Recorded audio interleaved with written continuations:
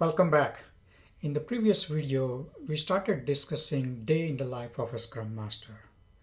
If you remember, we talked about three buckets of work for a Scrum Master. In essence, Scrum Master's work, Scrum Master's life is spread across these three buckets of work. First bucket was working with the team, second was working with the product owner, and third bucket was working with the organization. Scrum Master also has to be tactical as well as strategist. Again, if you remember, we talked about the Scrum Master having one eye on today while the other eye is focused on tomorrow. So again, you need to be strategist as well as tactical. In this video, we will dive into the topic of helping the teams get better. First, we need to establish the baseline as to where the team is. A lot of people talk about team assessment. I don't like the term assessment. Instead, what I like to call is we want to review the agility of the team. So first we will establish that baseline, and then we will come up with the strategy as to how we can help the team get better. Let's rejoin that conversation now with my dear friend Sandeep and dive into all the different aspects as to how we can help the team get better. Yeah, so team members tend to work in silos because with this remote environment also, there is hardly any chance for people to interact with each other. So my job is to bring that visibility, what's happening across the team. So when I look at the tracking tool, I have I get an idea like how many people are working on which tasks. So the next day I just bring up the charts that I make out of. I do maintain some statistics as well, which is aside from the tracking tool. Some formulas, things like that on my Excel sheets. So to track the velocity, to track the capacity of the team, so that kind of thing. Yep. So that helps me to visualize overall what's happening in the team, and also helps me to share that information, not daily, but at least couple of times a week, just to let them know where they are. Okay. Yeah, just bringing up that dashboard and showing them, hey guys, this is where we are going and this is what we need to achieve, but it seems to be quite far off. Are you guys okay with it? Then we do something like yesterday's weather. Yesterday's weather is like where were we like in the previous sprint or in the previous week, what situation we were in, like comparing with the some previous milestone or whatever we are working towards.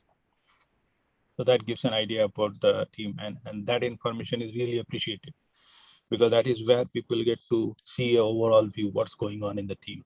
Okay. So that helps. That is what I do, and then I typically once my this understanding of the team's situation is done, I typically approach the product owner. So that's the another head that I was talking about, the categorizing my responsibilities: development team, product owner, and organization. So I spend quite a lot of time with my product owner as well. Even a casual coffee. How are things today? Let's go. Let's catch up and talk a bit over a cup of coffee. So we go over to our pantry and we just talk, and I try to grasp what is going on. Is he facing any problems, or if there is something that I have heard from the team where the developers are not able to understand what's need to be done next, or why this was a priority, why it did not work in something else. Variety of topics. Right. So those kind of casual catch up with the product owner really helps. And I also kind of similar approach, right? I'm here to help you out, helping the product owner, giving him that confidence that yes, if you are facing problems writing user stories, if you are facing problems, say talking to the department head, so that's where I come in. And the setup that we have done in our company is like we belong to a team called Agile Coaches Group, which sits outside any of the development organization or administrative organization. We are separate group. thing. But coming back to the product owner, so we talk about user stories. What are the next OKRs coming up? OKRs is like quarterly goals that we track in our company. So that's how we connect that to the evaluation of the team also and the team manager. So that's really important for us. So I talk on that OKRs as well sometimes. Why we are going slow on this, why there is not enough progress, when should we do a review, those kind of things. And then obviously when the sprint is going on the background, we are continuously refining the backlog. The product owner is supposed to be working on the backlog. So that's also one of my responsibility to go into and check that things are moving. I don't fix any particular schedule for backlog refinements, but I make sure that it keeps on happening in the background. And I do ask questions. So that's where my role as a product owner, helping out the product owner goes. And it takes time, but over a period of time, it's my responsibility, or rather, I should say, it's my duty to gain the trust of the product owner. That's very important. And the whole Scrum team, in my experience, is structured or directed or guided by the product owner. So it's very important for me to make sure that the team trusts the product owner and the product owner gets what he wants the teams to do. Coming back to the responsibility with the development team. So one of the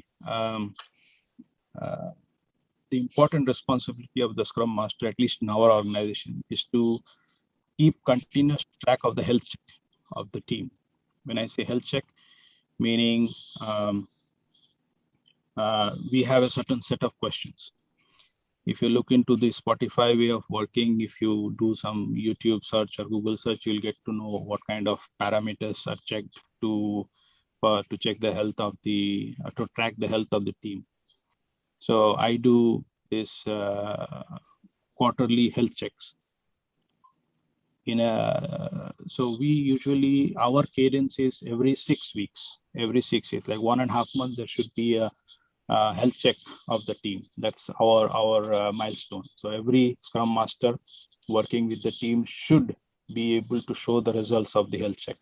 So we do it every 6 weeks with our teams. And of course, there are a lot. One question: when you say you should, every Scrum Master checks the health of the team, and they go by metrics. Like, so what do you? I mean, obviously I'll check YouTube and whatnot, but what things do you check for the health of a team? And as you go through your daily Scrum and your retrospectives and your sprint review, you should be able to pick up on anything that's either going well. You should be able to pick up things that are going well with the team, and also things that are not going well with the team. So do you only wait for that six weeks to check the health of the team, or are you constantly, in your mind, making sure the team is healthy as they move along? Yeah, good question there. So we do have retrospectives as usual. Like, we don't miss any of the Scrum recommended events. So we do have retrospectives. Every sprint we get together and talk about what retrospective means. But health check is specifically covering the topics which are more broad, like organizationally. Are you okay with the support that you are getting from the HR? Mike, think of it as two separate buckets, right? So as you said, during your daily interaction with the team, during your retrospective and all that, you are picking on things, right? What's working, what's not working. I would say those are more of tactical, short-term kind of focus. The health check that Sandeep is referring to, I would look at it as more of a strategic view. Okay. Now, everything that we are doing is that lining up, is that bubbling up to our strategic goal? What strategy we need to adapt in order to become a better team, in order to become a high-performing team? right? So again, as we talked earlier, as a Scrum Master, I'm not only looking at today, I should be also looking at tomorrow, right? Gotcha. So Right. staying ahead of the team. So this is an online tool that we use for regular retrospective with our teams and also for the regular health checks. So I'll show you what kind of parameters we check. Let me go to one of my teams and I'll show you. Okay, let me take. And that's one other question. When you say teams, how many agile teams are you the Scrum Master for? Well, that depends on your organization because team-wise also we are limited. And right now, for me, full-time, I'm working with 2 agile teams, 2 Scrum teams. But we can stretch ourselves, in my experience, to maximum 3 to 4 teams, but not more than that. That becomes too much of a burden, and you don't do justice for the team members. Right? Yeah, I would say. Okay. So this is my team. And if you see, I have retrospectives here. So all of the retrospectives are recorded here in this tool, everything that I have been running. And I also have the health checks for the teams recorded here. So you see the results, right? And let me open up one of my health checks so that you get to see what questions we asked. So this is the survey. So I ask, go to the team and just open up. Like I invite the team members and everything is anonymous. This is very important that everything should be anonymized as much as possible. If the team prefers to not make anonymous, that's fine. But mostly in my experience, people say that, yes, let's keep it anonymous. So these are the parameters we check, like trust and safety. What is, if people are feeling good about it, that means we feel safe to be ourselves and to share our thoughts. We don't hesitate to engage in constructive conflicts. The bad side of it is mistakes and failures are not accepted. Meetings are not a safe place to share our thoughts. We avoid constructive conflicts. So we give 2 sides, good and bad. And then we ask people to vote on them. Like I had selected green here, but here you can see a red as well as an amber and a green. So people have the choice to select. So once they select, everybody is done. Like you see here, 15 of my 16 members have completed. So I go here, discussion phase, and this is the result that I see. It shows me like how many people voted green on this, how many people voted amber on this. So this is the data we maintain. Okay. And and this also shows me a trend. Like last time, from the previous 4 or 5 times, it was green. Something went up, something went down. So all these kind of things. And then, of course, once this result is there, then I start, discussing.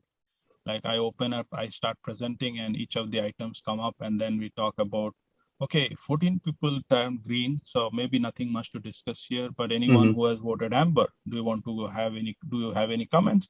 Can you help us to identify what are the points that we should do to improve on this next time? Right. Okay. If people open up, that's fine. Otherwise, we just move on. So why I'm showing you this is there are comments also people put in here. Like why, purpose. So 11 people green, 4 people amber. So why? Because long-term mission is unclear. Gotcha. This kind of things, right? So then at the end of it, so after all the discussion, I'll list down the action item here. This is the action item. This is the comment side. So this tool is quite efficient in that sense. Okay. So now, when you have an action item, is that an action item for you as the product, as the Scrum Master to, help that those changes to be made, or are you assigning it to someone at that point? No. Our job is to help assign tasks to identify what needs to be done. We are not there to solve all the problems, you see. Right. We are there to help or visualize what are the problems, for the team to see what are the problems. There are something that team has to resolve themselves. They have to do it themselves. We just make sure that, okay, this is a problem, guys. You need to figure it out. Why the code quality is bad. I cannot help anything on that. But at least people have come up with this point that code quality is bad. So what is going wrong? Should we have a discussion? Should we go for a training? Should we, okay. that kind of thing. So this is what I have, and this is what I do. This is health check, and the results are tracked over over a period of time, and then come up with action items. Right. So Okay. if I go, so these are the action items that had come up from the last 2021 Q2. That's this quarter final health check. Right. So Okay. these are the action items that came up with, and I've assigned them to members of the team. Gotcha. So Okay. one is on product owner, the other is on the technical lead, so that kind of thing. Okay. And then I go ahead and share. Sandeep, question here. Do you actually assign it to the team members, or you are basically opening up, hey, we have these 3 action items, team, you figure out who is the right person and self-assign it? So that happens during the discussion phase, right? When I'm talking about this item, we talk, people had comments. Okay, so we identified that this should be done to improve our trust and safety. So I put that action item here. So then I have to ask, hey, who can pick this up? Who can do this? Do you want any help, or somebody volunteers for it? If nobody volunteers for it, I usually put it on myself to make sure that I go back to this and assign somebody appropriate for that later. Gotcha. Okay. All right. Yeah, so it is essentially self-assigning. During that conversation, it has already happened, and towards the end of the session, you are just uh, taking care of the logistics to actually assign it to those people in the tool. Correct. It's really, you are not assigning, but you're just taking care of all the logistics. Is that right? Yeah. I mean, this tool is accessible to everyone. Like if my team wants to see, hey, did we agree on this? What did we talk about in the retrospective? What was the action item? So people go into this tool and can check what was the action and from the comments. So that's like self-driven. And sometimes it so happens there is a long list of action items which nobody has worked on. So I bring it up in my daily call, in the daily Scrum, or maybe in the planning meeting, or during the next retrospective. So my job is to make sure that things keep on moving, not necessarily solve, but make sure that people are working on them. Yeah, another point I want to bring up here, and as Sandeep said, as a Scrum Master, we are working on in different domains, right? So you are working with the team, you are working with the product owner, you are working on the organizational stuff, right? All that is happening, and oftentimes this is the part that is often ignored. Organizations kind of get bogged down with all the nitty gritties. Yep. But the most important part, I would say, as a Scrum Master, you are doing is creating that psychological safety, the trust and safety that he's showing here, right? How safe my team feels, right? So creating that psychological safety, creating that trust is the most important aspect of being a Scrum Master, I would say. You can have highly technical people, experts on your team, but if that psychological safety is not existing, if that trust is not existing, they are not going to perform well. Now you can have junior developers, let's say, in your team, but if there is a high level of trust, they will figure out and they will pull through any challenge. People centric, yes. So it's a people centric and focus on creating that trust, not only between me as a Scrum Master and the team member, but as a group, collectively as a group. Do I trust everyone in my team? Okay. So creating that psychological safety, creating that trusting environment is very, very important. And that doesn't happen overnight. It takes several sprints at times. Yeah. Building that trust is, that's the important part. So once you have that proper, that's how we work towards, like our whole aim is how to make the team self-organized. So one of the important definitions of a self-organized team is that they are able to sort out their problems themselves. They don't need an external help. And how that can happen when you as a Scrum Master succeed in implementing a process where people are comfortable. It's like a wheel which you start rolling. So once the wheel is perfect, starts rolling, things fall into place. Yep. So that's what I would like to like visualize what we do. So our aim is to make it workable, and then things fall into place.